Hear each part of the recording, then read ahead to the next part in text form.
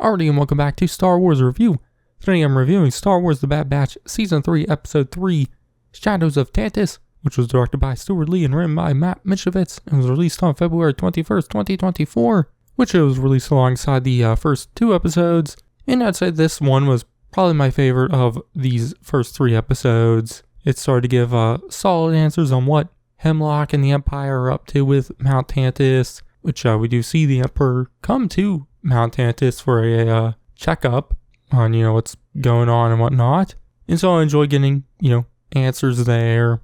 But we also see Omega and Crosshair attempt an escape from Mount Tantiss, which, Omega wasn't planning on, escaping that day. But, like I said, the Emperor is coming, and all I say has to be with Hemlock and the Emperor. And so Emery is dealing with the testing of the blood samples, including Omega's, and Nala Se knows it, so we see Nala Se tell Omega to escape by taking her data pad from their lab, and so we see Omega do that while trying to sneak around Emery, who's testing the blood samples, which Emery thinks something's off with Omega and tells her to just go to her, quote-unquote room for today, but Omega steals the data pad and leaves, and then goes and gets Crosshair, which I really enjoyed the scene here.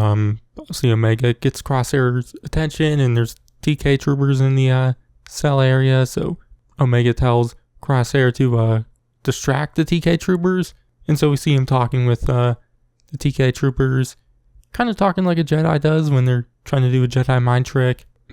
He tells the TK troopers to open the cell door, but obviously it's all just to distract them. Wow. Omega goes and opens his cell, which he does, and they then take out the troopers, which Omega then tells them what's going on and whatnot. But then we see them leave the cell area, but they have to hide from some TK troopers who are walking by, which they overhear those TK troopers talking about the Emperor coming, which Crosshair's a little ticked off about that, telling Omega that it's a terrible day to escape. Which, Omega does agree, because she wasn't planning on doing it this day. But because of the Emperor's visit, all the shuttles are now grounded, and the only one they can steal is the Emperor's. And, obviously that's going to be too hard and basically impossible. So they have to come up with a new plan, which Omega mentions the crashed shuttle from the first episode she heard about from Hemlock, and says that they can maybe send a transmission to Hunter and Wrecker from it.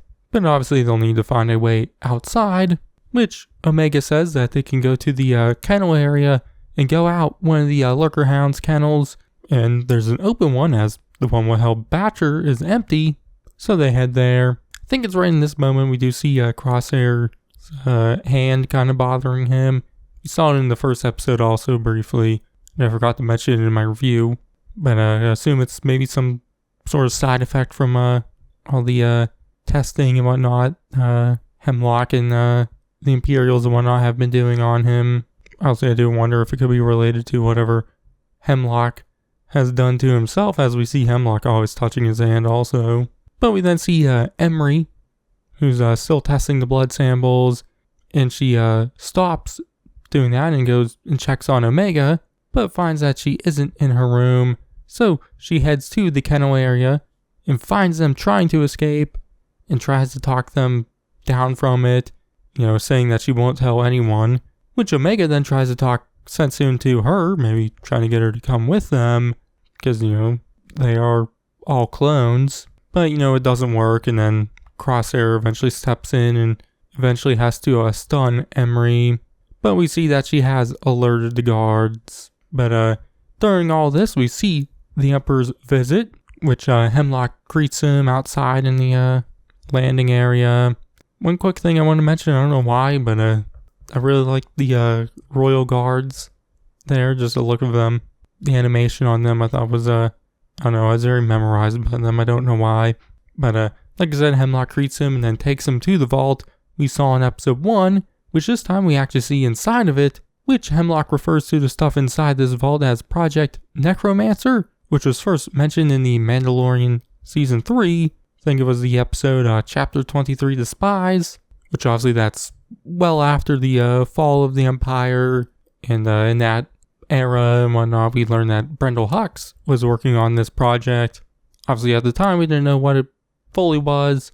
Obviously, a lot of the biggest speculation was related to the stuff with Palpatine and Snoke, seen in the sequel trilogy on Exegol and whatnot, which right now that seems to be the case, as, speculation with Mount Tantiss and the Bad Batch was also, kind of related to that and whatnot, which right now that all that speculation and whatnot seems to be leading towards that even more and more. But inside this vault, they look at some specimen inside this tube. We don't get a actual look at it. We only see Hemlock and the Emperor looking at it. But Hemlock, tells the Emperor that with time, they will have a successful M-count replication. And then the Emperor says that this project is of most importance for the Empire, and so he gives Hemlock as many resources needed to accomplish the goal. But we then later see Hemlock walking the Emperor back to his ship, which the Emperor tells him that it's best to keep this facility secret, even to those within the Empire, as they would think Hemlock's tests are abominations, which is directly what the Emperor says. Which then Hemlock tries to sneak in a little request, at saying he would like to be the scientific minister for the Empire, which the Emperor just says within due time, which is definitely a fuck off. But the Emperor then leaves, which as he's leaving, Hemlock gets alerted of Omega and Crosshair's escape at the kennels, and so he tells, I think it was Scorch, the clone commando, to seal the area off.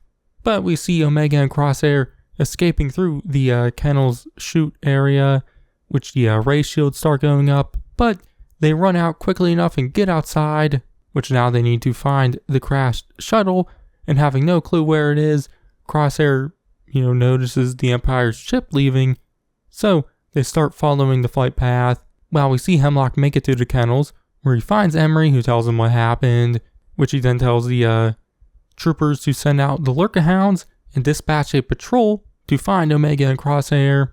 But he then tells Emery to go finish testing the blood samples. And Nala Se is there with them too. And, Hemlock suspects that she helped Omega out. So he tells the troopers to lock her in a cell. But we see Omega and Crosshair find their way to the crash shuttle. But along the way they do run into this big beast thingy. But the Lurker Hounds sent after them go after that big beast instead. But once they're at the shuttle, Omega tries to send a transmission out, but it's not working. And, it seems like they're out of options. But there is a Imperial shuttle now coming after them, coming to get them, which we see Crosshair ask Omega if she knows Plan 72, which she says she does, as Tech made sure she memorized every single one, which I guess involves hijacking a shuttle. As we see Crosshair distract the troopers, who've now went to the ground, while Omega goes in and takes out the pilot, which during this, Batcher shows up again and helps them out. But they eventually take out the troopers, and Crosshair and Batcher board the shuttle, and they take off, which Hemlock sends the V-Wings after them. But during this, we see Emery continuing to test those blood samples, and eventually tests Omega's, which reveals a positive M-count transfer.